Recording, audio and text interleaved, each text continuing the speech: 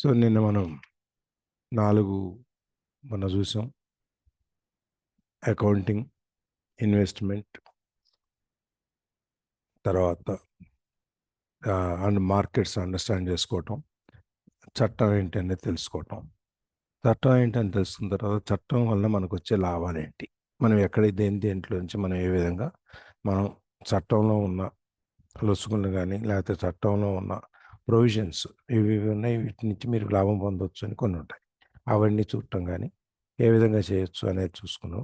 దాని తర్వాత లా సూట్స్ మనకు వచ్చే మన మీద వేసే కేసులు కానీ మనం వేసే కేసులు కానీ మన ఆస్తులు మన ఇవి పోకుండా మనం ఏ విధంగా ఈ ఆస్తులు మనం కాపాడుకోవచ్చు. కంపెనీ ట్రస్ట్ ఇట్లాంటివి ఓపెన్ చేసి ఇవన్నీ కంపెనీ పేరు మీద ట్రస్ట్ మీద పెట్టి వాటి మీద నుంచి మనం మన సొంతగా మనకేమీ నష్టం రాకుండా చూసుకోవచ్చు అనమాట. సో ఈ విధంగా మనం అక్కడి నుంచి ఆయన ఏం చెప్తారంటే ఈ బుక్లో కంపెనీలు ఎట్లా ఏర్పాటు చేయాలి లేకపోతే దాన్ని ఏ విధంగా చూసుకోవాలి అనేది అని చెప్పటం కాదు, కానీ ఈ దీనివల్ల లాభాలు ఏంటి వచ్చేయంటి అనేది చాలా పుస్తకాలు రాస్తున్నాయి. అందులో ఇన్సైడ్ ఇది గ్యారెట్ సుటన్స్ అనే బుక్స్లో ఆయన కార్పొరేషన్స్ మీద వండర్ఫుల్ దాని మీద ఎక్కువ నాలెడ్జ్ చూపిస్తారు. తర్వాత ఐక్యూ, ఫైనాన్షియల్ ఐక్యూ అనేది ఈ 6 ఏది accounting, investment, understanding markets, lawsuits, tax advantages, protection from lawsuits, ఇవన్నిటిని కలిపి ఒక విధంగా దాంట్లో కనుక మనం కలిపితే అది ఒక ఫైనాన్షియల్ ఐక్యూ గురించి మనకు ఆర్థిక సంబంధమైనటువంటి నాలెడ్జ్ గురించి ఒక మౌలికమైన ప్రాథమికమైనటువంటి ఒక ఐడియా వస్తుందన్నమాట. ఇది బేసిక్. తర్వాత మనం ఇప్పుడు దాకా చూసిందంతా మనం బాగా డబ్బులు సంపాదించాలి అంటే మనకి ఈ 6 ఏరియాస్లో మనం అనుకున్న 6 ఏరియాస్లో అకౌంటింగ్ దగ్గర నుంచి ప్రొటెక్షన్ ఫ్రమ్ లా సూట్స్ దాకా మనం ఈ 6 ఏరియాస్ని కనుక అభివృద్ధి చేసుకుని దాంట్లో ప్రావీణ్యం సంపాదించుకొని ఇంకా కొత్త కొత్త కనుక నేర్చుకుంటే మనకి ఆ ఆస్తుల్ని పెంచుకుని త్వరగా ఇంకా సేఫ్గా భద్రతతో తర్వాత తెలివితేటలతో మనం దీన్ని నిర్మించుకుని ఒక స్టేజ్ అయిన తర్వాత మళ్ళీ దాన్ని మేనేజ్ చేయలేక కిందకి తీసుకురాకుండా దాన్ని అదే లెవెల్లో కంటిన్యూ చేసుకుంటూ పెంచుకుంటూ పోయే విధంగా మనం ఎలా అనేది చూసుకుంటవచ్చు. వాటికి ఈ స్కిల్స్ ఏవైతున్నాయో చాలా ఇంపార్టెంట్ అనమాట. ఇప్పుడు దాకా మనం చూసింది ఈ చాప్టర్లో tax, history of tax, protect how the corporates save the tax అనే దాంట్లో మనకి ఇప్పుడు దాకా చూసింది ఏంటంటే బిజినెస్ ఓనర్స్, ఎంప్లాయీస్ వాళ్ళ యొక్క ట్యాక్సేషన్ వాళ్ళు ఎలా చేస్తారు. బిజినెస్ ఓనర్స్ విత్ కార్పొరేషన్ ఉన్న కంపెనీస్ ఉన్న వాళ్ళు బిజినెస్ ఓనర్స్ ఏం చేస్తారు, సంపాదిస్తారు, ఖర్చు పెడతారు. ఖర్చు పెట్టగా మిగిలిన డబ్బుని మాత్రం ట్యాక్స్గా కడతారు. అదే ఎంప్లాయీస్ అయితే సంపాదిస్తారు, ముందు ట్యాక్స్ కట్టేస్తారు. ట్యాక్స్ ముందు గవర్నమెంట్ ట్యాక్స్ తీసేసుకుంటుంది. మన ఎంప్లాయర్ మనకు ఉద్యోగం ఇచ్చిన ఆయన కంపెనీ వాళ్ళు మన ఉద్యోగం మనకి ఇచ్చిన జీవితంలో నుంచి 30%, 20% మన దగ్గర డిక్లరేషన్ తీసుకొని మనం ఎంత ట్యాక్స్ కట్టాలి, ఏమేమి సేవింగ్ చేస్తాం కానీ ఇవన్నీ మన దగ్గర ఒక లెటర్ తీసుకుని దాని ప్రకారం ట్యాక్స్ క్యాలిక్యులేట్ చేసి ఎంత రఫ్గా వస్తుంది అనేది ప్రతి నెల మన దాంట్లో నుంచి శాలరీ నుంచి డిడక్ట్ చేసి మిగిలింది మనకి జీతం ఇస్తారు. ఆ ఇచ్చిన జీతాన్ని అప్పుడు ఖర్చు పెట్టు. ఈ విధంగా ఈ 3 మన కార్పొరేట్స్కి, ఇండివిజువల్స్కి ఉన్న తేడా ఇదన్నమాట. సో మనం ఈ కార్పొరేట్స్ అంటే చట్టబద్ధమైన వ్యక్తి, లీగల్ ఎంటిటీ, ఒక వ్యవస్థ, చట్టబద్ధమైన ఒక మనిషిలాగా అనమాట. దానికి సోల్ ఉండదు, మనసు ఉండదు, బ్రెయిన్ ఉండదు. దాన్ని మనం మేనేజ్ చేస్తాం అంతవరకే. ఇప్పుడు ఇది ఉందనుకోండి సపోజ్, దీనికి మనసు ఉండదు, బ్రెయిన్ ఉండదు, కానీ ఈ బటన్స్ నొక్కితే మన టీవీ మొత్తం కంట్రోల్ అవుతుంది. అదేవిధంగా ఈ కార్పొరేట్స్ అనేది దానికి ఒక చట్ట ప్రకారం ఒక వ్యక్తి, ఒక మనిషి, అంతేగాని దానికి మనలాగా ఒక ఈ చర్మము, కండరాలు, బ్లడ్, ఇవన్నీ ఏమి ఉండవు దానికి. అది మన ఆ డిఫరెన్స్ అన్నమాట. దీని తర్వాత మన నెక్స్ట్ మనకు ఫస్ట్లోనే చెప్పాడు, మొత్తం వాళ్ళ రిచ్ డాడ్ నేర్పినవన్నీ కలిపి క్రోడీకరించి ఏ దానికి దానికి విడదీస్తే 6 చాప్టర్లు అవుతాయని చెప్పి ఇప్పుడు 4 చాప్టర్లు చూసాము. ఇప్పుడు ఐదో చాప్టర్ చూస్తున్నాము. The rich invent money. డబ్బున్న వాళ్ళు డబ్బుని కనిపెడతారు. ఆ దాని మీద చెప్తూ ఆయన నిజానికి రియల్ నిజమైన ప్రపంచంలో మన వాస్తవికమైన ప్రపంచంలోకి మనం వచ్చినప్పుడు మనం కాలేజీలో చదివి నేర్చుకున్నవి ఎందుకు పనికిరావు మనకి. మరి ఎందుకంటే నిజ జీవితం అనేది అనేక ఆటుపోట్లతో అనేక పోరాటాలతో నిండి ఉంటుంది. పొద్దున్న లేచిన దగ్గర నుంచి రాత్రి పడుకునేంత వరకు మనం రకరకాల మనుషులతో, రకరకాల వ్యక్తులతో, రకరకాల సందర్భాలతో, రకరకాలైనటువంటి చట్ట ప్రొవిజన్స్‌తో ఇంట్లో, బయట మనం పోరాటం చేస్తా ఉంటాం మన మనుగడ కోసం అని చెప్పి. దానికి ఏ విధంగా ఉంటదని చెప్తూ ఆయన ఈ ముందు రోజు టీవీ చూస్తూ అలెగ్జాండర్ గ్రాహం బెల్ అనే ఆయన గురించి ఆయన చరిత్ర గురించి చదువుతానండి. అలెగ్జాండర్ గ్రాహం బెల్ అంటే మనందరికీ తెలుసు టెలిఫోన్ కనిపెట్టిన ఆయన. ఈ టెలిఫోన్ కనిపెట్టిన ఆయన మార్కెట్‌లోకి వచ్చేటప్పటికి ఆయనకి చాలా డిమాండ్ వచ్చింది ఈ ఫోన్‌ల కోసం అని చెప్పి. దానికోసం అప్పుడు ఆయన ఉన్న డబ్బులు సరిపోక ఇంకా కంపెనీ పెద్ద చేయాలి, ప్రొడక్షన్ పెంచాలి, జీతం వీళ్ళందరికీ ఎక్కువ మందికి సప్లై చేయాల్సొచ్చింది కాబట్టి వాళ్ళందరినీ సప్లై చేయటం కోసం అని చెప్పి ఈయన వల్ల కాలే. ఈయన వల్ల కాక ఇంకో వెస్టర్న్ యూనియన్ అనే ఒక కంపెనీ ఉంది. ఇప్పటికి ఉంది. ఆ వెస్టర్న్ యూనియన్ కంపెనీకి వెళ్ళి నా కంపెనీ అమ్మేస్తాను. నా పేటెంట్స్ అన్ని ఇచ్చేస్తాను. $1,00,000 ఇమ్మని అడిగాడు ఆ రోజుల్లో.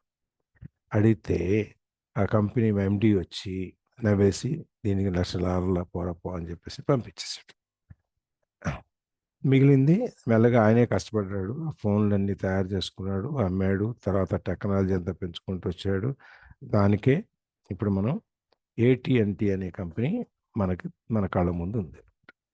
ఇదే సందర్భంలో మనం నిన్న జపనీస్ కంపెనీస్ పానాసోనిక్ గురించి కూడా మనం చదువుకున్నాం. అట్లాగే ఇంతకుముందు కూడా కొన్ని సందర్భాల్లో మనం ఫోర్డ్ కంపెనీ గురించి వాళ్ళు ఎట్లా కష్టపడ్డారు, వాళ్ళు ఏం చేశారు అనే దాని గురించి చదువుకున్నాం.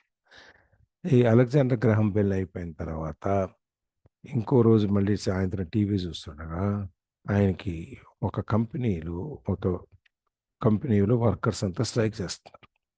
ఆ కంపెనీ ముందు ఒక ఆయన ఆ కంపెనీ చుట్టూ గేట్ దగ్గర ఉన్న గార్డ్స్‌ని నన్ను లోపల ఆయన ఉద్యోగిని తీసేసారన్నమాట. దానివల్ల వాళ్ళందరూ స్ట్రైక్ చేస్తున్నారు. ఒక ఇంజినీర్‌ని తీసేస్తే ఆయన బతిమలాడుకుంటున్నాడు గార్డ్స్ అందరిని. నన్ను లోపలికి పోనివ్వండి. నేను ఓనర్స్‌తో మాట్లాడతాను. నా ఉద్యోగం ఎందుకు తీసేశారు? మళ్ళీ నన్ను మళ్ళీ ఉద్యోగంలో పెట్టుకుంటానికి వే కనిపి అవకాశం ఇవ్వండి అని చెప్పి అడుగుతాను అంటే అది వాళ్ళు ఆ అవకాశం ఇవ్వలే. ఎందుకు అంత బతిమలాడుకోవాల్సొచ్చిందంటే ఆయన ఒక ఇల్లు కొనుక్కున్నాడు వాయిదాల పద్ధతి మీద. ఇప్పుడు ఉద్యోగం పోతే వాయిదాలు కట్టడానికి డబ్బులుండవు. సో, ఇంత కష్టపడి కొనుక్కున్న ఇల్లు పోతుంది. అందుకని చెప్పని ఆయన ఈ విధంగా వాళ్ళని బతిమలాడుకున్నాడు. అది ఈయన అటెన్షన్‌కి తీసుకున్నా. ఏం జరుగుతోంది అని చెప్పని. సో, ఈయన 1984 నుంచి టెక్నికల్‌గా ఏం చేయాలి ప్రొఫెషనల్‌గా మొత్తం టీచింగ్. ఎట్లా కంపెనీలు పెట్టాలి? ఎట్లా డబ్బులు సంపాదించాలి? ఎట్లా డబ్బును వృద్ధి చేయాలి? డబ్బు మన కోసం ఎలా పనిచేయాలి? మన డబ్బు కోసం పని చేయకుండా ఎలా ఉండాలనేటువంటి విషయం మీద ఆయన 1984 నుంచి క్లాసులు ఈ విధంగా పెద్ద పెద్ద మీటింగ్‌లన్నీ కండక్ట్ చేసి అందరికీ నేర్పుతా ఉన్నాడనమాట. ఇట్ హాస్ బీన్ ఎ అది చాలా అనుభవం కూడా చాలా కొత్తగా ఉంటుంది. ఎందుకంటే ప్రతి ఊర్లో కొత్త కొత్త ఆళ్ళకి కొత్త కొత్త ఆళ్ళుంటారు. కొత్త కొత్త సవాళ్ళొస్తాయి. కొత్త కొత్త ప్రశ్నలేస్తారు. కొత్త కొత్త అనుభవాలు చెప్తారు. ఇవన్నీ. అంతేకాకుండా సరే వెళ్లి క్లాస్ తీసుకుంటే డబ్బులు కూడా ఇస్తారు గదా! అట్ ది సేమ్ టైమ్ ఈ ఈ ప్రొఫెషన్‌లో ఈ విధంగా చేసేటప్పుడు ఆయనకు కొంచెం డిస్టర్బింగ్‌గా గూడా ఉండేది. ఏంటంటే ఇంతమందికి చెప్పినా గూడా అందరిలో ఒక కామన్ ఫ్యాక్టర్ ఒకటుండేది. ఇంతమంది ఇన్ని రకాల ప్రశ్నలేస్తారు. అంత జోష్‌లోకొస్తారు. ఇన్‌స్పైర్ అయిపోతారు. రెడీ అయిపోతారు. అన్నీ చేసిన తర్వాత గూడా ఒక్ చాలా మంది వరకు దాంట్లో దిగరు.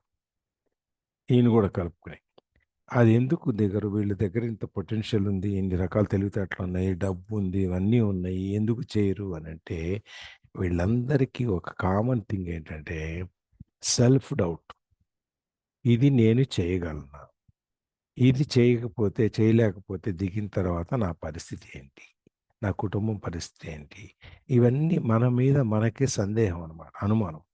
ఇది చేయలేమా? చేయగలమా? అనేది. ఈ విధంగా అందరికీ ఈ ఫీలింగ్ అనేది చాలామందిని ఎంత రకాల వాళ్ళకి ఎ ఎన్ని రకాలుగా టెక్నికల్‌గా గానీ, ప్రొఫెషనల్‌గా గానీ, ఫైనాన్షియల్‌గా గానీ అన్ని రకాలుగా వాళ్ళకి సపోర్ట్ ఉన్నా కూడా వాళ్ళని వెనక్కి లాగేది ఈ భయం.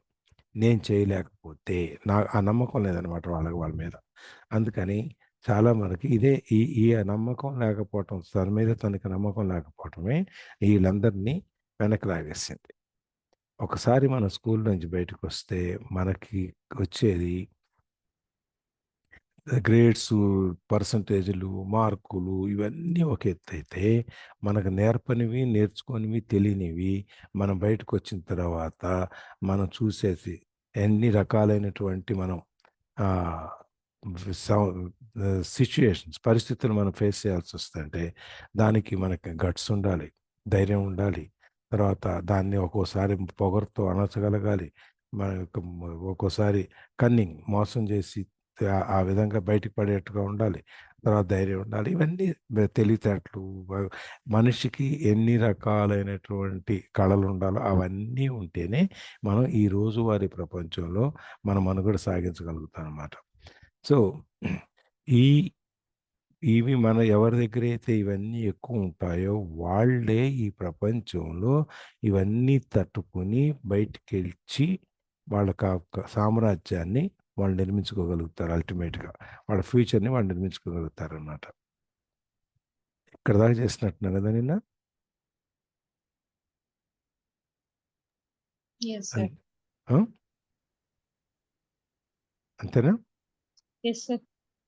ఇక్కడి నుంచి చదువుదామా? Hmm. Inside చదవండి. each of us is one of these brave, brilliant, and daring characters. There is also the flip side of that character.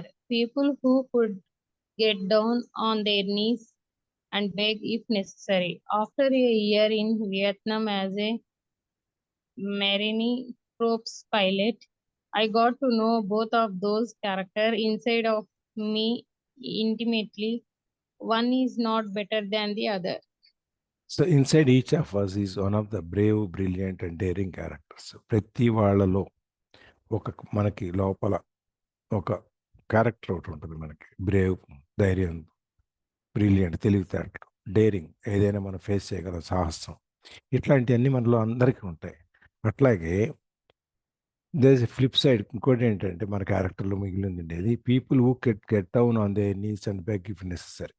ఇంకొకటి, అవసరమైతే ఎక్కడ తగ్గాలో అక్కడ తగ్గాలి, ఎక్కడ నెగ్గాలో అక్కడ నెగ్గాలి, ఎక్కడ ఎదగాలో అక్కడ లేచి నిలబడాలి. ఆ క్యారెక్టర్ అవసరమైంది మోకాళ్ళ మీద నిలబడి అయ్యా బాబు అని అడగాలి. మీ కాళ్ళు ఇది కాళ్ళు అనుకోండి, చేతులు కాదండి, కాళ్ళు అనుకోండి అని భజన అడగలగాలి అవసరమైతే. లేదు, మనకు అవసరం తీరిపోయింది, అది చెప్తారు చూసారా, అవసరం వస్తే కాళ్ళు పట్టుకుంటారు, లేకపోతే గొంతు పట్టుకుంటారని, జుట్టు పట్టుకుంటారని. ఆ విధంగా అనమాట. ఆ క్యారెక్టర్ కూడా మనకి తెలియాలన్నమాట. సో, ఒక సంవత్సరం ఈయన మెరైన్ కార్ప్స్‌లో వియత్నాంలో పైలట్‌గా పనిచేసినప్పుడు, మెరైన్ కార్ప్స్ అంటే నావికాదళం.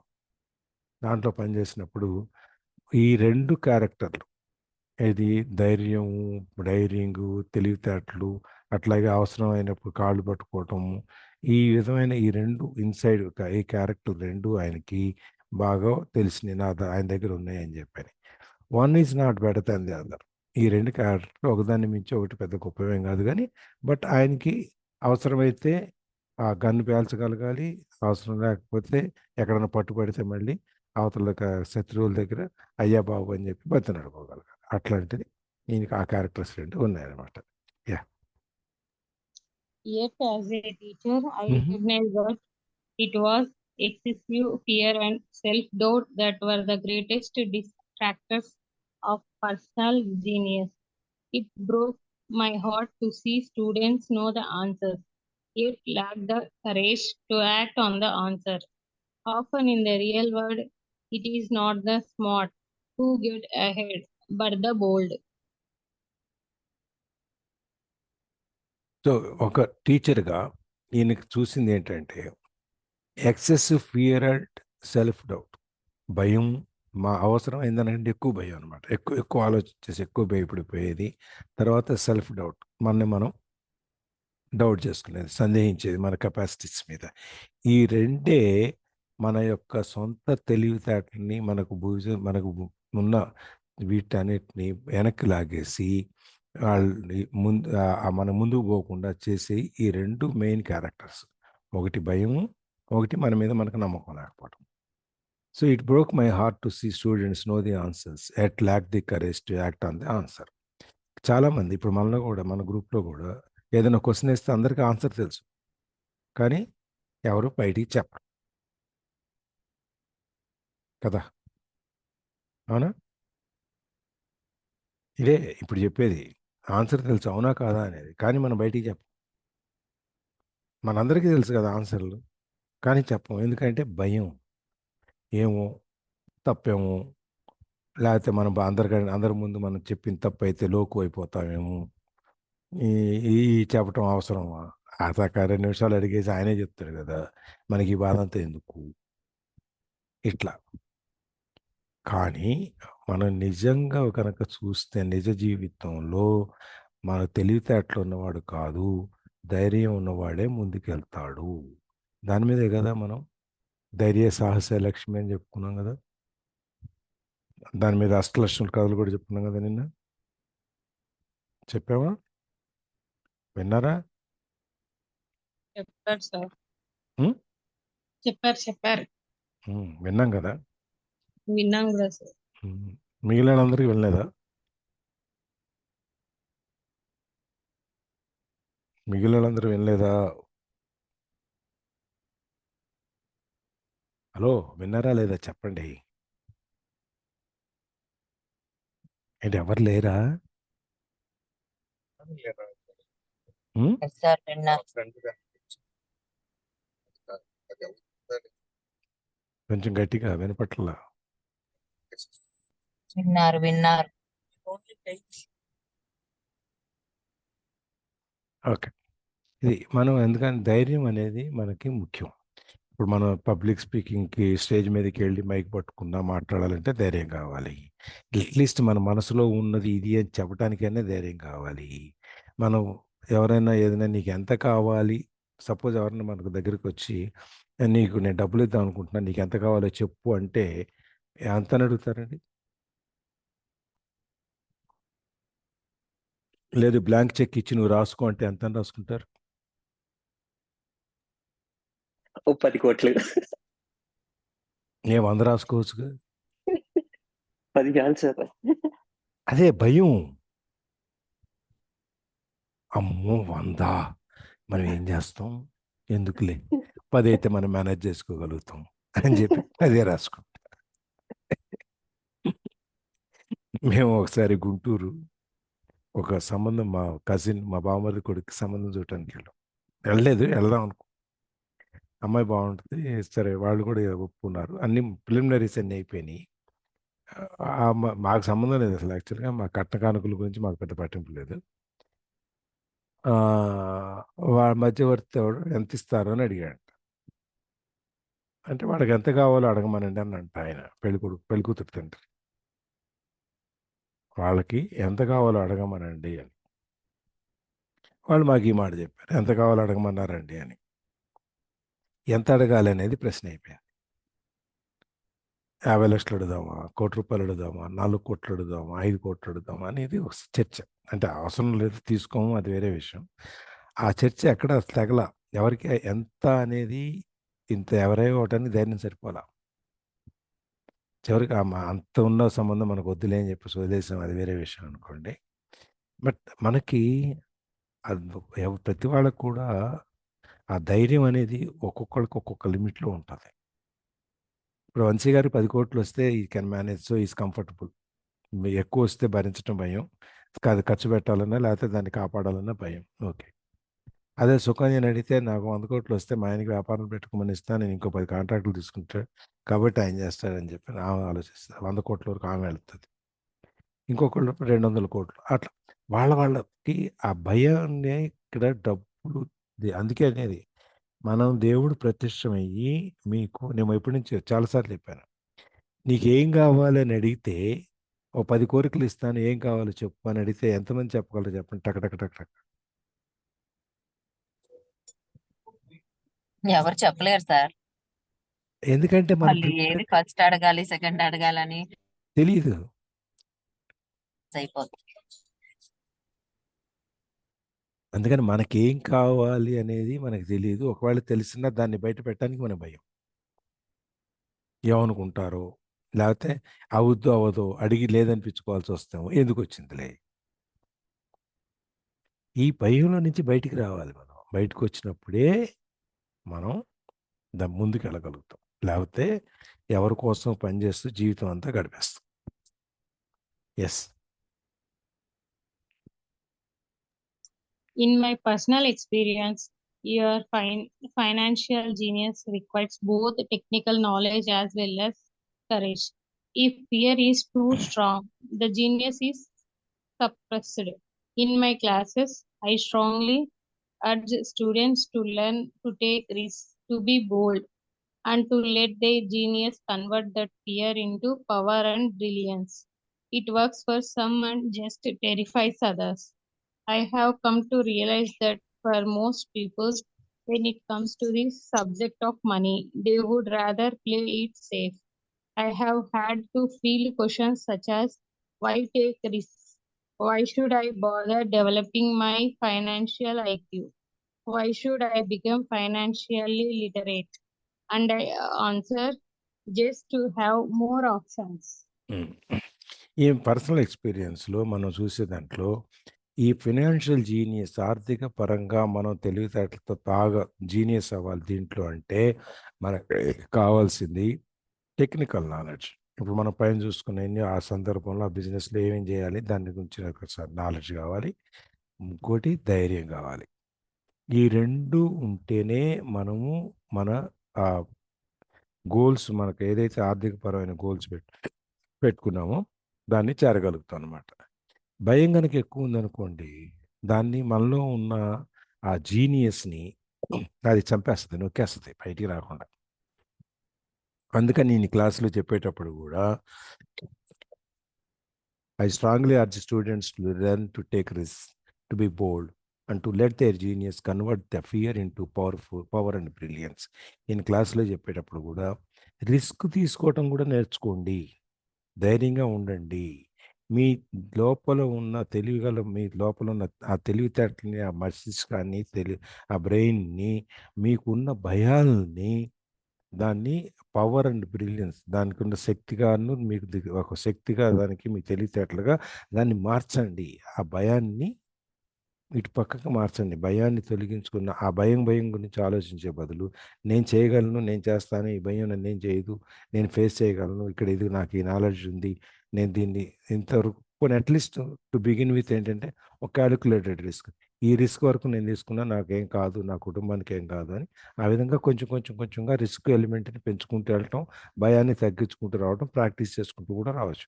ఆ విధంగా ఈయన ప్రతి క్లాస్లో కూడా ఇది చెప్తాడనమాట. అది కొంతమందికి వినగా పనిచేస్తుంది. మరి కొంతమందికి ఈ చూస్తుంటారు వీళ్ళు పైనుంచి, వీడు ఎట్లా పెర్ఫామ్ చేస్తాడు, వీడు పెర్ఫామ్ చేసి వీడు బాగా చేస్తే మనం చేద్దాం అని చెప్పని ఆ విధంగా కొంతమంది చూస్తుంటారు అన్నమాట. I have come to realize that for most people, when it comes to the subject of money, they would rather play it safe. అందరూ ఒక్కడ చూడండి, డబ్బు దగ్గరికి వచ్చేటప్పటికి ప్రతి వాళ్ళు అతి జాగ్రత్తగా ఉంటారు, భద్రత కోసం చూసుకుంటారు, జాగ్రత్త ఖర్చు పెడతారు. మన ఉద్యోగ భద్రత, నెల జీతం వస్తుందా లేదా అనేది ఉన్నదాన్ని జాగ్రత్త కాపాడుకోవడం, ఈ రకాలుగా ఆలోచిస్తారు డబ్బు దగ్గరికి వచ్చేటప్పటికి. అదే మనీ కాకుండా ఇంకేదైనా అయితే, రిలేషన్షిప్ అయినా సరే, సొంత వాళ్ళైనా సరే, డబ్బు దగ్గరికి వచ్చేటప్పటికి సొంత వాళ్ళతో కూడా నువ్వు పోయినా పర్వాలేదు కానీ నా డబ్బు నాకు రావాలి అని సొంత వాళ్ళని కూడా దూరం చేసుకుంటారు, అయిన వాళ్ళని దూరం చేసుకుంటారు. అట్లాగే బయట ఒక దీని గురించి వచ్చినప్పుడు, ఇట్లా ఏదైనా సందర్భం వచ్చినప్పుడు పోరా అని చెప్పేసి వెళ్ళిపోతారు. కానీ డబ్బు దగ్గరికి వచ్చేటప్పటికి మాత్రం చాలా జాగ్రత్తగా ఉంటారు. రిలేషన్స్, మిగిలిన ఎమోషన్స్ ఇవన్నీ ఒక ఎత్తు, డబ్బు ఒక ఎత్తు.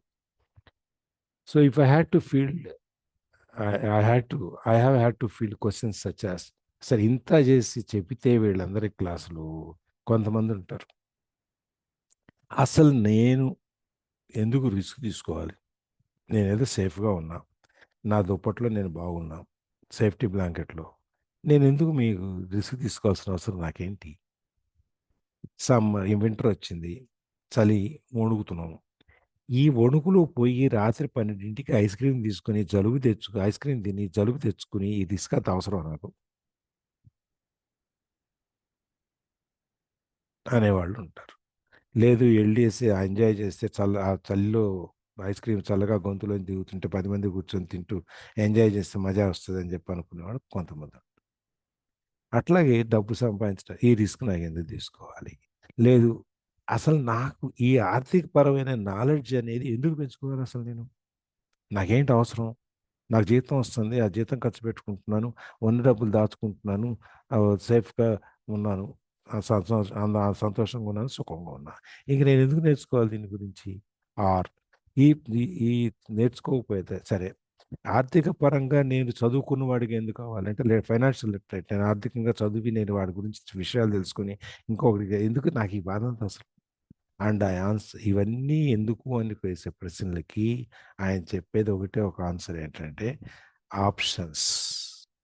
నీకు డబ్బులు సంపాదించుకోవటానికి, డబ్బు నీ కోసం పనిచేయటానికి, నువ్వు అవతల వాళ్ళు నాకంటే డబ్బుతో ఉన్నారు, నేను అన్యాయం అయిపోయాను, నాకు తక్కువైపోయింది, నాకు దేవుడు ఇవ్వలేదు అనేటువంటి వాటన్నిటిలో నుంచి నువ్వు బయటికి రావాలి అంటే నీ ముందున్న మార్గాలు ఇవన్నీ తెలుసుకుంటే నీకు డబ్బు సంపాదించడానికి ఎన్ని మార్గాలు ఉన్నాయి, డబ్బు నిలబెట్టుకోవడానికి ఎన్ని మార్గాలు ఉన్నాయి, మనం వీటన్నిటిలోంచి మనం సేఫ్గా ఉండొచ్చు అని తెలుసుకోవటం కోసమే ఈ నాలెడ్జ్ ఇవన్నీ అనమాట. ఈ ఫైనాన్షియల్ నాలెడ్జ్, లిటరసీ ఇవన్నీ దానికోసం.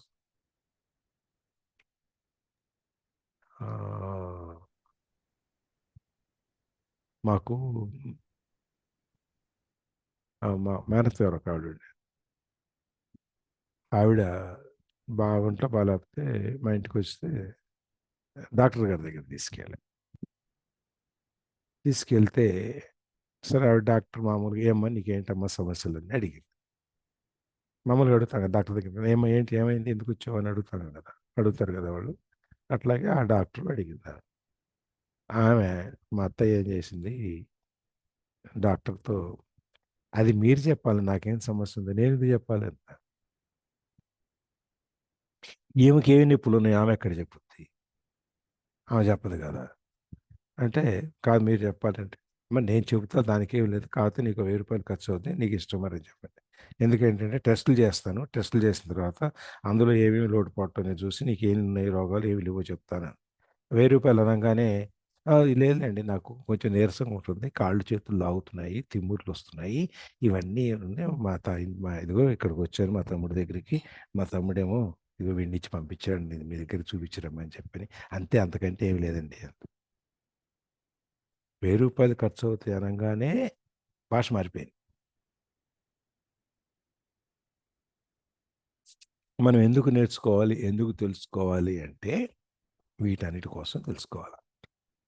మనం లేదంటే డబ్బులు వస్తున్నాయి ఖర్చు పెడుతున్నాం వెళ్ళిపోతున్నాయి ఎందుకు వస్తున్నాయి ఎందుకు వచ్చినాయి చివరాఖరికి మనం ఒకసారి మనకు అకౌంట్స్ రాసే అవకాశం కనుక ఉంటే మీరు చూడండి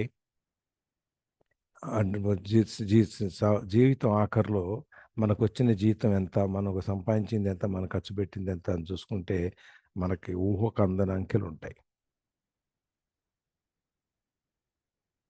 ఎప్పుడైనా లెక్కేశారు ఎవరన్నా? వంశీ గారు మీరు జాబ్లో జాయిన్ అయ్యి ఎన్నేళ్ళైంది? నేను ఒక 1.5 year అయింది సార్. అంతేనా? Okay. Yeah. Try to attempt how much money you will earn or you would have earned. ఇంకో 30 ఏళ్ళు 35 ఏళ్ళు మీరు పనిచేస్తారు కదా సర్వీస్ ఉంది కదా. Yeah. ఈ 35 ఏళ్లలో మీరు సంపాదించే ఉద్యోగం జీతం ఎంత సంపాదించగలుగుతారు చూడండి ఒకసారి. ఇంకెవరున్నారు ఇక్కడ ఉద్యోగం చేసేవాళ్ళు? సావిత్రి గారు, సుబ్బారెడ్డి గారు, సిద్ధారెడ్డి గారు,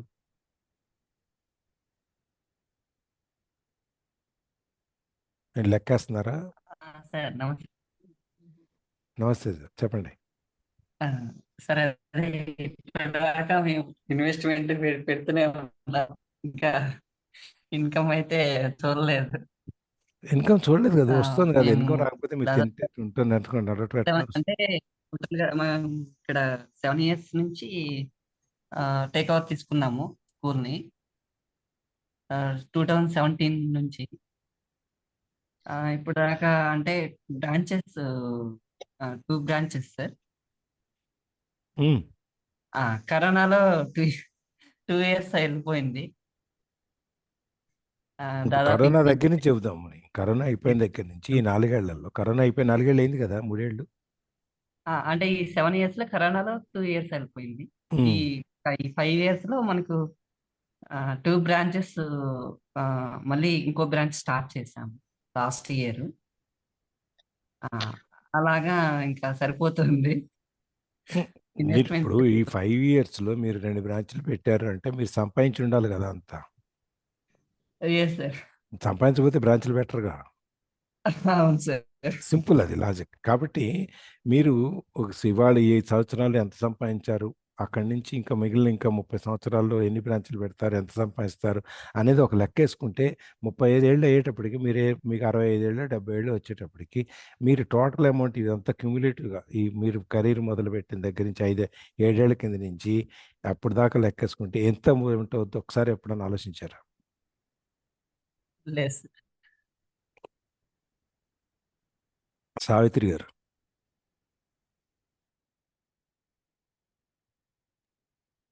సార్, నేను 17 years సర్వీస్ ఉంది. ఒక 2 కోట్లు సంపాదించగలుగుతానేమో జాబ్ మీద. మొత్తం మొదటి నుంచి చివరి దాకా, మొదటి నుంచి చివరి దాకా అంటే ఇప్పటి నుంచి ఉన్న సర్వీస్ గురించి కాదు నేను చెప్పేది, మీరు ఉద్యోగంలో జాయిన్ అయిన దగ్గర నుంచి. 3 కోట్లు నింటారు సార్. అంటే మీరు ఎప్పుడన్నా అసలు ఐడియా ఉందా 3 కోట్ల రూపాయలు మనం సంపాదించి ఉంటామని చెప్పని? నేను ఐడియా తెచ్చుకోలేదు ఎప్పుడు. అసలు ఎప్పుడు ఆలోచించాం మనం. అవును, మీరే వచ్చిందా కాదు, అది. ఎవరైనా అంతే. అవును, వచ్చింది మన ఖర్చులు, మన సేవింగ్స్ అవి అంతే, చూస్తాం కానీ ఆ నెల వరకే చూసుకుంటాం. మన జీవితంలో మనం ఉద్యోగం చేస్తే 35 సంవత్సరాల్లో దాదాపుగా 3 కోట్లు 4 కోట్ల రూపాయలు మనం సంపాదిస్తాం. అంతా లెక్కేసుకుంటే ఎంత డబ్బు మనం ఖర్చు పెట్టామని నోరెళ్ళు పెట్టుకుని చూసుకుంటాం అనమాట.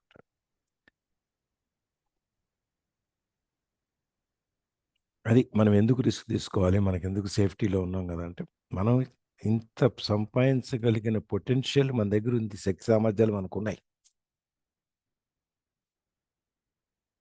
ఆ శక్తి సామర్థ్యాల్ని మనం తెలుసుకోవట్లేదు, దాన్ని ఏ విధంగా వాడుకోవాలో వాడుకోవట్లేదు. అది లక్ష్మీదేవి గారు. There are huge changes up ahead. In the coming years, there will be more people just like the young investor Alexander Graham Bell. There will be 100 people like Bill Gates and hugely successful companies like Microsoft created every year all over the world. And there also will be many more bankruptcies, layoffs and downsizing. రాను ప్రపంచంలో అప్పటికున్న ఈ పుస్తకం రాసేటప్పటికి ఉన్న సిచ్యుయేషన్లో ఆయన చెప్పేది ఏంటంటే, వచ్చే సంవత్సరాల్లో రాను చాలా చాలా పెను మార్పులు, గొప్ప గొప్ప మార్పులు వస్తాయి. అక్కడ గ్రహం బెల్ లాంటి వాళ్ళు చాలామంది ఉంటారు, చాలామంది వస్తారు. అట్లాగే బిల్ గేట్స్ లాగా చాలామంది కంపెనీలు పెట్టి, మైక్రోసాఫ్ట్ లాంటి కంపెనీలు ప్రతి సంవత్సరం ఎంతోమంది పెడతారు. ఇప్పుడు మైక్రోసాఫ్ట్ రాకముందు, విండోస్ కనుక్కోకముందు ఉన్న సాఫ్ట్వేర్ ఇండస్ట్రీకి, దాని తర్వాత ఉన్న సాఫ్ట్వేర్ ఇండస్ట్రీకి ఇవాళ ఉన్న దానికి అసలు ఎక్కడ సంబంధం ఉందో చూడండి. ఒక 30 ఏళ్ళు 25 ఏళ్ళు 30 ఏళ్ళు వెనక్కి వెళ్ళి, కంప్యూటర్ అంటే అప్పట్లో కంప్యూటర్ అంటే ఒక పెద్ద ఇల్లు అంత ఉండేది ఒక కంప్యూటర్, దాన్ని పని చేయించడానికి. అక్కడి నుంచి ఒక్కొక్క సిస్టంలో నుంచి పంచింగ్ కార్డ్స్, అప్పుడు కంప్యూటర్ అంటే కార్డ్స్ పంచింగ్ చేసేవాళ్ళు. దాని దగ్గర నుంచి ఇప్పుడు సాఫ్ట్వేర్ అంతా డెవలప్ అయ్యి ఇప్పుడు ఇంత ఫోన్లో కూడా మనం మొత్తం చేయగలుగుతున్నాం, కంప్యూటర్స్ చేసే పని అంతా. ఇన్ని మార్పులు, ఇన్ని వ్యవహారాలు ఇన్ని రకాలు ఎన్నో వస్తాయి ఇట్లాంటివన్నీ. ఇంకా కొత్త కొత్తవి కనపడతాయి. ఇప్పుడు మనకి స్టార్టప్స్ వాళ్ళు కొత్త కొత్త విషయాలను కనిపెడుతున్నారు. ఓలా, ఓయో, ఊబర్, ఇంకా ఇట్లాంటివన్నీ. వాడికి ఏది వాడు సొంతం కాదు, కానీ అన్నీ వాడే నడుపుతాడు. ఆ విధంగా కొత్త కొత్త కాన్సెప్ట్లు, కొత్త కొత్త ఆలోచనలు భవిష్యత్తులో ఎన్నో వస్తాయి. అట్లాగే చాలామంది దివాలా తీస్తారు, చాలామంది షాపులు మూసేస్తారు. అట్లాగే చాలామంది వాళ్ళ కంపెనీ సైజు భరించలేక తగ్గించుకుంటారు, చిన్నది చేసుకుంటారు. ఇది కూడా నడుస్తాయి. ఈ అన్ని రెండు వైపులా చూస్తుంటాం ప్రపంచాన్ని మనం. 94లో 96లో నీ బుక్ రాసినప్పుడు 2008లో సబ్ప్రైమ్ ఎట్లా వస్తుంది, అమెరికాలో లేమాన్ బ్రదర్స్ వాళ్ళు ఏ విధంగా కంపెనీ మూసేస్తారు, బ్యాంకు మూసేస్తారు, మూసేస్తే దాని మీద అమెరికన్ ఎకానమీ మీదే కాదు పూర్తి ప్రపంచ ఆర్థిక వ్యవస్థ మీద దీని ఎఫెక్ట్ ఎట్లా ఉంటుంది, ఇవన్నీ ఆ రోజున ఆలోచించకపోయినా జరిగే ఉత్పాతాల్లో కొన్ని ఇవి కూడా ఉంటాయి అని చెప్పి ఇట్లు అటు ఉంటాయి ఇటు ఉంటాయి. కనిపెట్టేవాడు కనిపెడుతుంటాడు, పాడు చేసేవాడు పాడు చేస్తుంటాడు, వదిలేసేవాడు వదిలేస్తుంటాడు, రకరకాలుగా ఉంటాయి అన్నమాట. ఇవన్నీ చెప్తున్నాడు. సో ఇట్లాంటి పరిస్థితులు ఏది స్టాటిక్, ఏది కూడా మనకి మారకుండా ఉండనప్పుడు మార్పు అనేది సహజం. ఈ మార్పు లేకపోతే ప్రపంచం ఉండదు. Change is the only thing that does not change in the changing world. ఈ మారుతున్న ప్రపంచంలో మారనిది ఏదంటూ ఏదైనా ఉందంటే మార్పు మాత్రమే. ప్రపంచం మారుతూనే ఉంటుంది, కానీ మార్పు మాత్రం అనేది కంపల్సరీగా ఉంటుంది, అది మారదు. అందుకని ఈ మారుతున్న ప్రపంచంలో మనం ఏం చేయాలి అనేది ఈ పారాగ్రాఫ్ చూద్దాం. Yeah So why bother developing your financial IQ? No one can answer that but you. Yet I can tell you why I myself do it. I do it because it is the most exciting time to be alive. Did I would rather be welcoming change than dreading change. I would rather be excited about making millions than worrying about not getting a rise. This period we are in now is a most exciting time, unprecedented in our world's history. Generations from now, people will look back at this period of time and remark at what an exciting era it must have been. It was the death of the old and birth of the new. It was full of turmoil, and it was exciting. Yes. So why bother about developing your financial IQ? అసలు ఎందుకు మనం ఈ ఆర్థికపరమైన తెలివితేటలు పెంచుకోవాలి అనే దానికి ఎవరు సమాధానం చెప్తారు? మనకు మనమే చెప్పుకోవాలి. మన అవసరాలు, మన కోరికలు, మన వచ్చే ఆదాయాలు, దాన్ని మనం ఏ విధంగా పెంచుకోవాలి, ఇట్లాంటి అన్నిటికీ ఆన్సర్ ఎవరు చెప్తారు? మనమే చెప్పుకుంటాం. సో ఫినాన్షియల్ ఐక్యూ ఎందుకు పెంచుకోవాలి అనేదానికి సమాధానం మన దగ్గరే ఉంటుంది.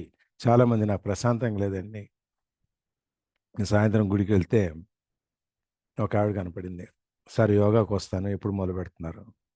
2 వారాలు గ్యాప్ ఇచ్చాను, తర్వాత రండి చెప్తాను అని చెప్పి. చాలా చాలా డిస్టర్బింగ్గా ఉంది సార్, చికాకుగా ఉంది, మైండ్ పని చేయట్లేదు, టెన్షన్లు ఎక్కువైపోయినాయి సార్, అందుకని యోగాకు వస్తాను, కొంచెం నేర్పండి అంటే. ఇంతకుముందు నా దగ్గర చేసేదామె మధ్యలో మానేసింది, ఇప్పుడు మళ్ళీ మొదలు పెడతానంటుంది అనమాట. ఇవన్నిటికీ మన దగ్గర ప్రశాంతత, మానసిక ప్రశాంతత కావాలి అనుకునే వాళ్ళు ఎక్కడికి వెళ్తారు? ఎక్కడికి వెళ్తే వస్తుంది? బజార్లో అమ్ముతారు ఎవరన్నా? ఏమండి, ఎవరు నమ్ముతారా? లేదు సార్, మనమే మన చేసుకోవాలి. దగ్గర మన సంతోషం మన చేతుల్లోనే. అది అందుకని ఇది కూడా మన అవసరాలు ఏంటి, మనకు కావాల్సింది ఏంటి, మనం ఏం చేయాలి అనేది, ఈ ఫైనాన్షియల్ ఐక్యూ మనం ఎందుకు పెంచుకోవాలి అంటే మనకే ఆ సమాధానం మనకే తెలుస్తుంది, మనమే చెప్పాలి, ఇంకొకటి చెప్పరు. Yet I can tell you why I myself do it.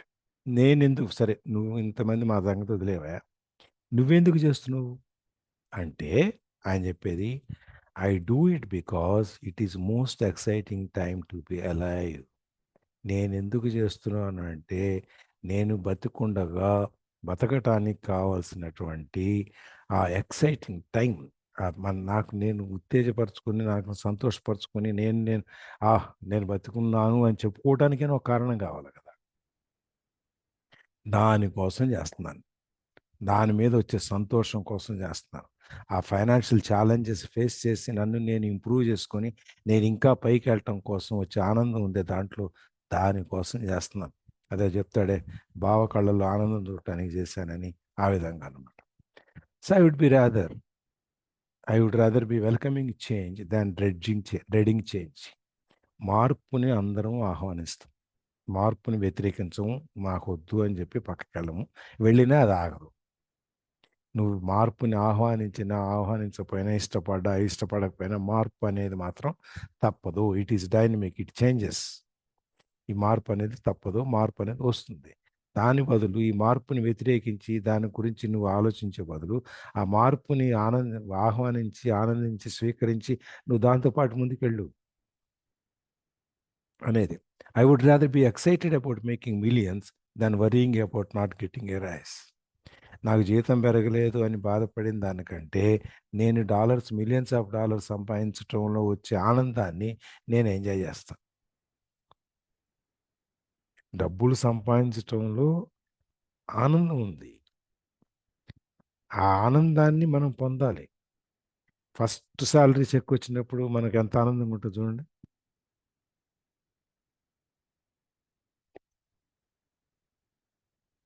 చాలా ఫస్ట్ ఉంటుంది, చాలా ఉంటది. దాని మీద సెకండ్ చెక్ వచ్చేటప్పటికి ఈ సరిపోయి ఏం చేయాలని ఉంటుంది. తగ్గుతుంది. తగ్గదు, నెగిటివ్లీ మైనస్లోకి వెళ్తుంది. ఎప్పటికి డబ్బులు సరిపోవు వాళ్ళ లెక్కలోకి. అంటే ఫస్ట్ ఇవన్నీ మొక్కులు తీర్చడానికి వాటికి వెళ్ళిపోతాం. అయిపోతాయి నెక్స్ట్ అది పార్టీకి రెడీ అనిపించి, కానీ 3 నెలలకు వచ్చేటప్పటికి పోనీ 3 నెలలు వచ్చేటప్పుడు జాగ్రత్త పెరుగుతుంది. అయిపోద్ది. ఆ విధంగా అటు దానికంటే డబ్బులు సంపాదించడం మొదలు పెట్టాం అనుకోండి, అది ఎట్లా ఉంటుంది, థ్రిల్లింగ్ ఉంటుంది. ఇవాళ ఒక షేర్ మార్కెట్లో ఫర్ ఎగ్జాంపుల్, ఇవాళ మా మార్కెట్ బాగా పెరిగింది, నా డబ్బులు 10 లక్షలలో 11 లక్షలు అయింది, రోజుకు ₹1,00,000. It's great. ఎందుకంటే ఇన్వెస్ట్ పెరుగుతుంది చెప్పి ఉంచేసి టోక్రా అది రివర్స్ అయిపోద్ది, మళ్ళీ నెక్స్ట్ 2 months దాకా పెరగదు. లేదు, మార్కెట్ రివర్స్ అయింది, మన షేర్ వాల్యూ కూడా 10 లక్షలలో 8 లక్షలు అయింది. ఓకే, మళ్ళీ వెంటనే దిగాలు పెడు, 2 లక్షలు పోయినాయి అని. ఒకటి మనం మర్చిపోయేది ఏంటంటే ఇట్స్ ఆల్ బుక్ ఎంట్రీ. నువ్వు షేరు అమ్మట్లేదు, నువ్వు షేరు కొనట్లేదు. తగ్గినప్పుడు అమ్మితే నీకు 10 లక్షల బదులు 8 లక్షలు వస్తే అప్పుడు లాస్. లేదు, పెరిగినప్పుడు అమ్మితే నీకు ₹1,00,000 వస్తే అది లాభం. అన్నీ పేపర్ మీద ఉంటాయి. షేర్లు అమ్మము, కొనము, ఉన్న వాటిని అట్లాగే ఉంచుకుంటాం. తగ్గినప్పుడు అమ్మితే లాస్ వస్తుంది అమ్మము, పెరిగేటప్పుడు ఇంకా పెరుగుద్ది కదా అని చెప్పి అమ్మకం పెట్టుకోవచ్చు. ఈ విధంగా అనమాట. అది కానీ ఆ ఎక్సైట్మెంట్, ఇవాళ పెరిగింది సరే ఇంకేదో పెరుగుద్దంట, ఈ షేర్ అమ్మేసి ఇంకో షేర్ కొనుక్కుందామా, కొంటే డబ్బులు మళ్ళీ డెసిషన్ తీసుకున్నాం నిన్న మనం, ఆ షేర్ అమ్మేసి ఈ షేర్ కొన్నాం, రేటు పెరిగింది, మనకు బాగా సంపూర్తి ఎక్సైట్మెంట్. అది మన ఫర్ ఎగ్జాంపుల్ IFCI అని చెప్పింది, industrial finance corporation of India అనేది ఉంది దాని పేరు. ఒకప్పుడు నేను ₹14 ₹16 కొన్న షేర్ 60-70 దాకా వెళ్ళింది. బాగానే పెరిగింది కదా అనుకున్న 5 times. మెల్లమెల్లగా తగ్గిపోతుంది, రోజు కొంచెం ₹2 10 రోజులు చూసాం, ₹55 వచ్చింది, అమ్మేసాయి. ఈ రోజు తగ్గిపోతుంది, ఇంకా తగ్గిపోతుంది, ఇంకొద్దు అని చెప్పేసి అది ₹30 దాకా వెళ్ళిపోయింది. అంటే నేను ₹55 అమ్మకపోతే నాకు 30 నుంచి 20, ₹55 నాకు లాస్ వచ్చేది అనమాట. సో అయిపోయింది, వదిలేస్తాం, ఇంకా వేరే వాటిలో ఇన్వెస్ట్ చేసుకుంటే. మళ్ళీ మొన్న ఎందుకు అది చూస్తే ₹40 అని ₹35 దగ్గర ఉంది. సరే మళ్ళీ కొందామని మళ్ళీ కొన్నా. ఇప్పుడు ₹35 దగ్గర ఎంత కొన్నా, ఇప్పుడు ₹62 ఎంత వచ్చింది, ₹24 ఎంత పెరిగి. ఓకే, 15,000 20,000 వచ్చినాయి, హ్యాపీ, ఎక్సైటింగ్. మళ్ళీ కొన్నామని మంచి డెసిషన్ తీసుకున్నాం. ఈ విధంగా ఒక్కొక్కటి మనం సంపాదించేటప్పుడు ఎక్కువ థ్రిల్ ఉంటుంది చూసారా? ప్రమోషన్ వచ్చి, మన జీతం పెరిగి, ఇంటికి ఏదో 4 సీట్లు, లేకపోతే ఓ చీర, పిల్లలకి ఇవన్నీ ఆ థ్రిల్ ఉంటుంది చూసారా? డబ్బులు సంపాదించేటప్పుడు కూడా మనకు ఆ థ్రిల్ ఉంటుంది, ఎక్సైటింగ్ ఉంటుంది అనమాట, చాలా ఆనందంగా ఉంటుంది అనమాట. So the period we're in now is a most exciting time, unprecedented in the world history. మనం ఉన్న ఈ సమయం ఏదైతే ఉందో అది చాలా ఆనందకరమైన సమయం, ఎక్సైటింగ్, చాలా ఆనందించడానికి.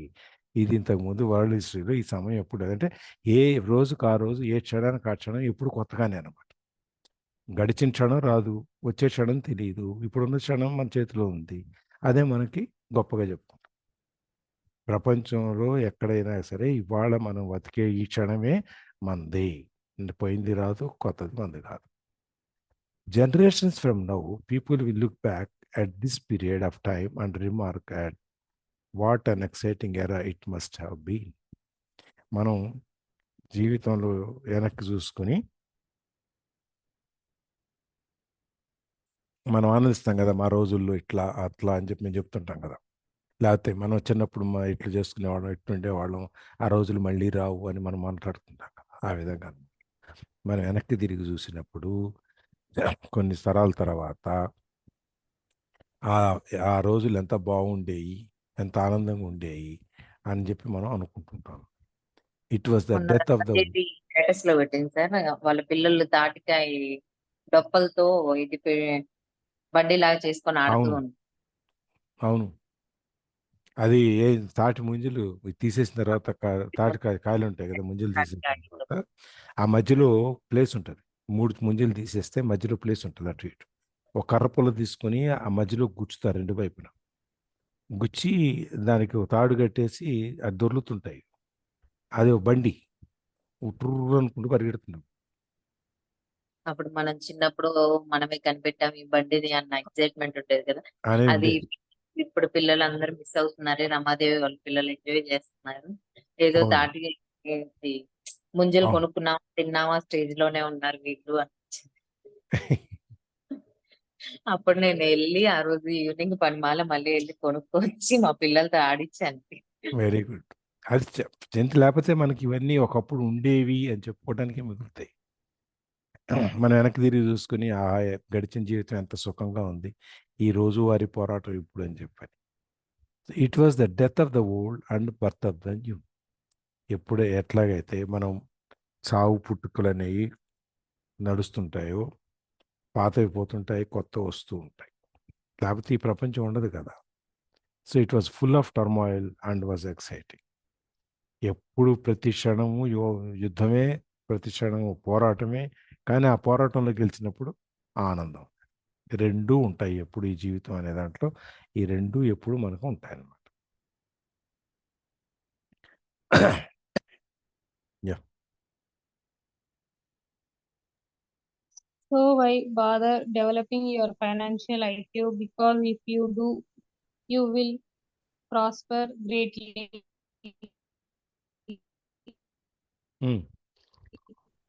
If you don't, this period of will be a 10-1.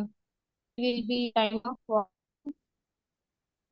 It will be a time of watching some people forward, while others cling to worn out life preservers.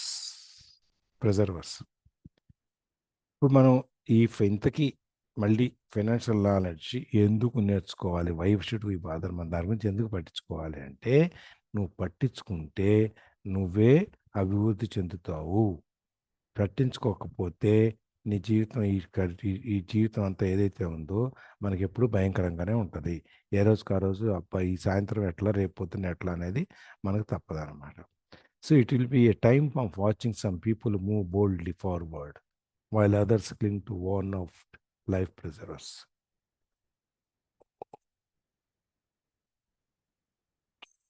మనం సింధు షటిల్ ఆడుతూ ఉంటే మనం ఆ గ్యాలరీలో కూర్చుని ఓ అని చెప్పి మనం చప్పట్లు కొడుతుంటాం. మనం ఆడం. ఇంకా కొంతమంది టికెట్లు కొనుక్కోవడానికి డబ్బులు లేక టీవీ ముందు కూర్చొని భలే ఆడుతుంది అని చెప్పి టీవీ ముందు చూస్తున్నాం, ఖర్చు అవ్వకుండా ఎంతవరకు అవకాశం ఉంటుందని. కొంతమంది ఖర్చు పెట్టగలిగిన వాళ్ళు సరే ఖర్చు పెట్టేసి ఆ ఆనందం అక్కడికి వెళ్ళి పొందుతారు. ఈ విధంగా వాళ్ళు కనుక చేయకపోతే మనం ప్రేక్షకులుగా మిగిలిపోతాం. ధైర్యంగా ముందుకెళ్ళే వాళ్ళని చూసి మనం ప్రేక్షకులుగా మెలిగిపోతాం. అదే others cling to worn out life preservers. మన జీవితాన్ని మీద అట్లాగే చూరు పట్టుకొని వేలాడుతున్న మాదిరిగా మనం ఆ చిన్నదాన్ని పట్టుకొని వేలాడుతాం. ధైర్యం చేసామా, దిగామా గోదాలోకి, ముందుకెళ్ళామా, అది మనం. లేదంటే మనం ప్రేక్షకుల్లాగా మిగిలిపోతాం అన్నమాట. అందుకని మనం దాని గురించి నేర్చుకోవాల్సిన ఆవశ్యకత చాలా ఉంది. Yeah Land was wealth 300 years ago, so the person who owned the land owned the wealth. Later, wealth was in factories and production, and America rose to dominance. The industrialist owned the wealth. Today, wealth is in information, and the person who has the most timely information owns the wealth. The problem is that information flies around the world at the speed of light. The new wealth cannot be contained by boundaries and borders as land and factories were. The changes will be faster and more dramatic. There will be a dramatic increase in the number of new multimillionaires. There also will be those who are left behind. Yes. చూడండి, ఈ పరిణామ క్రమం అనేది ఎట్లా జరుగుతుందో. కొన్ని సంవత్సరాల కింద మనకి ఆసాములు అంటారు. 100 ఎకరాలు ఉంది, 100 ఎకరాల ఆసాము ఆయనకి ఏంటి అంటే, అప్పట్లో మనకి డబ్బు ఉన్న వాళ్ళ లెక్క ఏంటంటే పొలాలు ఎన్ని ఎకరాలు ఉన్నాయి, ఎన్ని అరకలు దున్నుతాయి. ఇప్పుడు ట్రాక్టర్లు అరకలు లేవు కదా. అప్పుడు వాళ్ళదే పెద్ద వ్యవసాయం సార్, 10 అరకలు ఉన్నాయి అని చెప్తాడు. వాడు లెక్క చెప్పాలంటే వీళ్ళ గురించి ఎన్ని అరకలు ఉన్నాయి అనేది చెప్తాడు. అన్ని అరకలు ఉన్నాయంటే వాడు సొంతంగా పెట్టుకున్నాడంటే అంత పొలాన్ని దున్నించడానికి వీలుగా ఉండేట్టు. ఇప్పుడు ట్రాక్టర్లు వచ్చేసినాయి, అరకలు ఉన్నాయి ఇంకా ఊళ్ళలో, కానీ ఇప్పుడు ఎక్కువ ట్రాక్టర్లతోనే చేసేస్తున్నారు. ఎద్దులు, అరకలు, జీతకాళ్ళు, దున్నటాలు అవన్నీ పోయినాయి చాలా వరకు. అందుకని అక్కడి నుంచి ఆసామి అంటే ఇంత ల్యాండ్, ఇంత ఇది ఉన్నవాడే బాగా డబ్బు ఉన్నవాడు అనే దగ్గర నుంచి మెల్లమెల్లగా ఈ ప్రపంచం మారుతూలో ఈ ఫ్యాక్టరీసు, ప్రొడక్షను, ఎన్ని ఫ్యాక్టరీలు ఉన్నాయి, ఎంత పెద్ద ఫ్యాక్టరీ, ఎంత ప్రొడక్షన్ చేస్తున్నాడు, ఎంత అమ్ముతున్నాడు ఇనే దగ్గరికి వచ్చాం. ఆ విధంగానే అమెరికా వచ్చి అందరికంటే ఎక్కువ మందు ఇది కనిపెట్టడం వల్ల వాళ్ళు ప్రపంచంలో అత్యధిక ధనవంతమైన దేశం అయిపోయింది అనమాట. So the industrials own wealth. భూమి దగ్గర నుంచి ఇండస్ట్రీస్ ఉన్నవాడు డబ్బు ఉన్నవాడి కింద అయిపోయాడు. అక్కడి నుంచి ఇప్పుడు వెల్త్ అనేది ఫ్యాక్టరీలు, ప్రొడక్షన్ నుంచి ఇన్ఫర్మేషన్, సమాచార వ్యవస్థకు వచ్చేసింది. మనం ఇప్పుడు కంప్యూటర్స్, మెయిల్స్, ఈ వాట్సాప్లు, ఈ రకరకాలు ఏవైతే ఉన్నాయో దీంట్లో ఇప్పుడు ఈ సమాచారం ఎవరి దగ్గర ఎంత సమాచారం ఉంటే వాడంత గొప్పవాడు అనమాట. ఆ టైంలో ఇన్ఫర్మేషన్ ఎంత ఉంది అనేది, మనకు ప్రపంచంలో ఏం జరుగుతుంది ఉన్నదాన్ని. ఇప్పుడు మనం నైట్ పడుకుంటాం, కానీ అవతల పక్కన పడమట దేశాలన్నీ లేచి ఉంటాయి. వాళ్ళు షేర్స్, మార్కెట్స్, ఇంటర్నేషనల్ మార్కెట్ ఏం జరుగుతుంది. మనం లేచేటప్పటికి మనకంటే ముందు లేచిన వాళ్ళు రాత్రి అంతా ఏం జరిగిందని చూసి మార్కెట్లో ఇవాళ మార్కెట్ ఎట్లా ఉంటుంది, లేకపోతే ఏది రేటు పెరుగుద్ది, ఏది రేటు తగ్గుద్ది అని చూసి పొద్దున్నే ఎంత కొనడానికి వీలవుతుంది, ఆన్లైన్లో కొనుక్కోగలమా లేకపోతే డైరెక్ట్గా ఫోన్ చేసి మాట్లాడని చూసుకొని కొనుక్కుని పెంచుకోవటం ఏవో జరుగుతుంటాయి. అట్లా ఆ సమాచార వ్యవస్థ అనేది ఇవాళ ముఖ్యమైపోయింది. ఇది ఎంత ఫాస్ట్గా ప్రయాణం చేస్తుందంటే స్పీడ్ ఆఫ్ లైట్.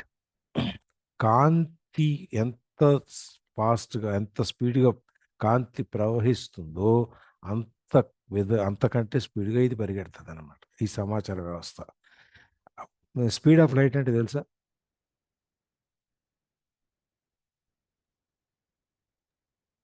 కాంతి ప్రవాహ వేగమా సార్? ఒక సుబ్బారెడ్డి గారు చెప్తున్నారు, చెప్పండి సుబ్బారెడ్డి గారు. అదే సార్, స్పీడ్ ఆఫ్ లైట్. కాంతి సెకండ్ కి 3 లక్షల కిలోమీటర్లు ప్రయాణం చేస్తారు.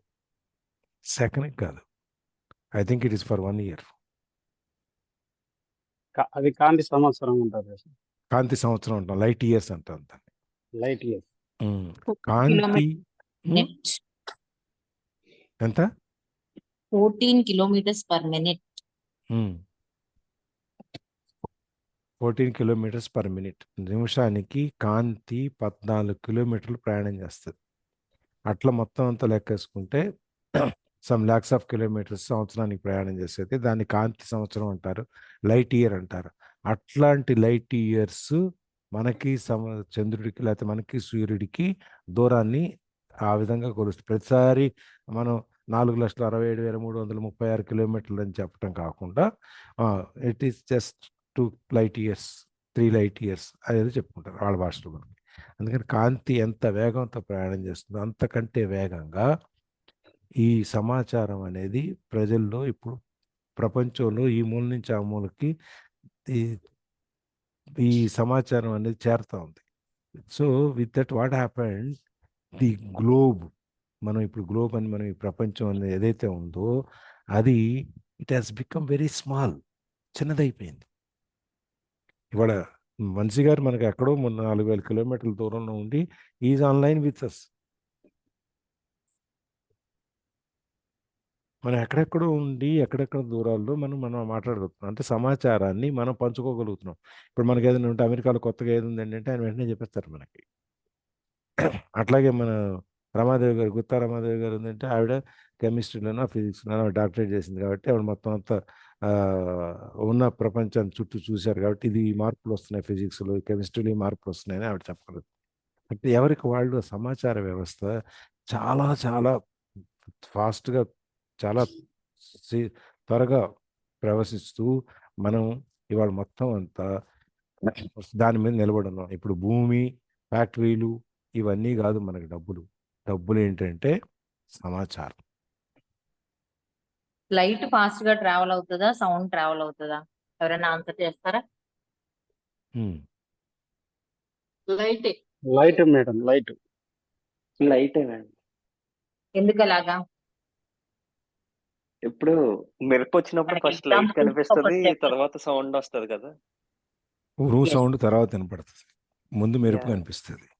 ముందు కనిపిస్తుంది, నా తర్వాత పిల్లలు వినిపిస్తుంది. మమ్మల్ని క్వశ్చన్ అడిగారు నిన్న మధ్యాహ్నం 12కి వర్షం వస్తుంటే ఏది ఫాస్ట్ గా ట్రావెల్ అవుతుంది అంటే, ఎందుకు అలా అడగాల్సి వచ్చింది అంటే, ఇప్పుడు వర్షం వస్తుంది, అది సౌండ్ లైట్ వస్తుంది, ఆ రెండిట్లో ఏది ఫస్ట్ వచ్చిందో చెప్పగలం.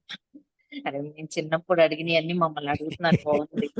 నువ్వు చిన్నప్పుడు ఆడిని మాతో ఆడించట్లేదా అని క్వశ్చన్ చేస్తున్నారు. అంతే కదా మరి. ఇవాళ రేపు పిల్లలకి ఆన్సర్ చేయడం కష్టం. సో ఇది మనం ఈ స్పీడ్ ఆఫ్ లైట్, కాంతి ఎంత వేగంగా ప్రసరిస్తుందో అంతకంటే వేగంగా మన సమాచార వ్యవస్థ వెళ్తుంది. అందుకని ఇవాళ ఎంత అట్లాగే ఈ మిలీనియర్స్ ఇదివరకు కొద్దిమందే ఉండేవాడు, హ్యాండ్ఫుల్ ఆఫ్ మిలియన్స్. డబ్బు ఉన్నాళ్ళు అంటే మన ఊళ్ళో 2-3 ఉంటారు. అదే స్టేట్లోకి వచ్చేటప్పటికి ఒక 10 మంది 15 మంది ఉంటారు. అదే ఒక కంట్రీలోకి వెళ్ళేటప్పుడు కొంతమంది. అట్లా ప్రపంచ వ్యవస్థ మొత్తం మీద మిలీనియర్స్ అని చెప్పుకునేవాళ్ళు ఒక కొద్దిమందే ఉండేవాళ్ళు. మేము 1998లో హైదరాబాద్లో ఒక 100 కోట్లు క్యాష్ కావాలంటే ఇప్పుడు అల్మైరా తెరిచి ఇవ్వగలిగిన వాళ్ళు ఎంతమంది ఉంటారు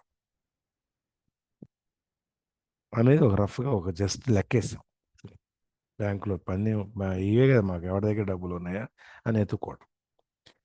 ఒక 50 మందో 60 మంది వచ్చారు.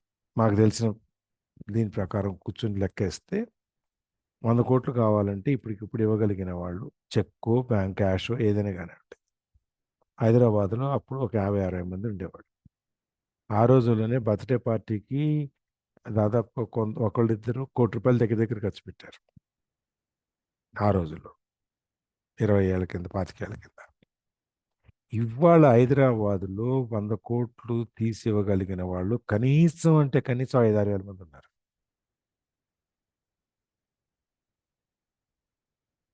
అట్లాగే మన ఊళ్ళలో కనుక చూసుకుంటే, మనం అప్పట్లో ఒక 10 ఫ్యామిలీస్ 4 ఫ్యామిలీస్ డబ్బున్న ఫ్యామిలీస్ ఉంటాయి. ఇవాళ వేరే విధంగా సంపాదించి రకరకాలుగా పిల్లలు పెద్దవాళ్ళు అయ్యి జనరేషన్స్ మారి ఆ ఉన్నవాళ్ళు ఆ రోజుల్లో ఆస్తులు స్థితిమంతులు ఎవరైతే ఉన్నారో వాళ్ళు అట్లాగే ఉండిపోయారు. మిగిలిన వాళ్ళు పెంచుకుంటూ పెంచుకుంటూ వెళ్ళి వాళ్ళు వీళ్ళని దాటిపోయారు. ఆ విధంగా వ్యవస్థలో మార్పులనేవి వచ్చినప్పుడు కొత్త కొత్త వాళ్ళు వస్తుంటారు. దాంట్లో డబ్బున్న వాళ్ళు పెరుగుతూ ఉంటారు, సమాచారం ఉన్న వాళ్ళు పెరుగుతూ ఉంటారు, ఆస్తులు ఉన్న వాళ్ళు పెరుగుతూ ఉంటారు.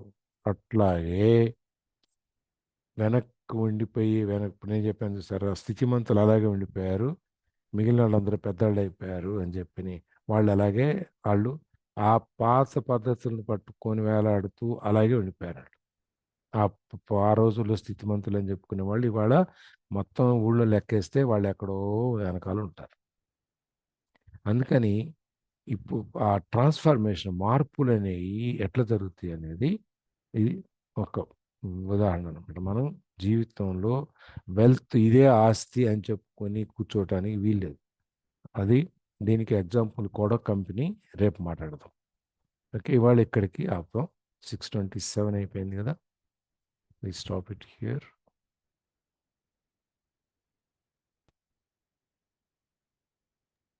Thank you sir.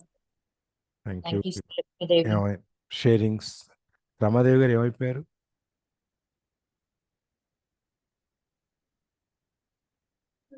Good morning sir. Good morning అండి అందరికి. ఊరెళ్ళాను సార్. ఊరెళ్తే రోజు పిల్లలు ఆడి ఆడి రాత్రి 11, 12 అయిపోతుంది సార్. లేచేసరికి లేట్ అయిపోతుంది. రోజు ఇదే ప్రాబ్లం అయిపోతుంది. ఫుల్ ఆటల్లో ఉంటున్నారు వాళ్ళు. ముందు మంచి మూడ్లో ఉంటున్నారు. మాకేమో రాత్రులు నిద్ర ఉండట్లేదు సరిగ్గా. ఓకే, అక్కడ ఉంటే తప్పదు, మా అమ్మాయి క్యారేజ్ గా లెగాల్సి వచ్చింది. ఇక్కడ ఏం పని పెద్ద ఉండదు కదా. నేను కూడా ఆరామ్సే పడుకుని పోతున్నాను సార్. Very good. సో ఇంకా కొత్త any doubts, clarifications or contributions?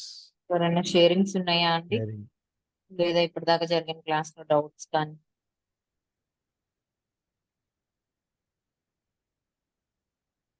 మరి అసలు రామ్మోహన్ సార్, కోటేశ్వర సార్ తప్పితే ఇంకెవరు మాట్లాడట్లా ఈ బుక్ మొత్తంలో. అసలు అర్థం అవుతుందా? ఏమో ఏంటి తెలియదు, అని మాకు చెప్పుకుంటే వెళ్తున్నాం కానీ ఏదో హరికథ పురాణం చెప్పినట్టు చెప్పుకుంటూ వెళ్తున్నారా? శైలజ మేడం ఏమైంది, రావట్లేదు? శైలజ మ్యామ్ తర్వాత క్లాస్ కి వస్తున్నారు సార్, 10 o'clock క్లాస్ కి. మరి పొద్దున్న ఇష్యూ అయ్యాకే రావటం మానేసి. సార్ క్లాస్ కి వెళ్తున్నారు సార్. ఏది సార్ కూడా ఉండట్లేదు కదా. శైలజ మ్యామే వాత్సల్యం పిల్లలు చదువుతున్నారు, పాయింట్స్ మ్యామ్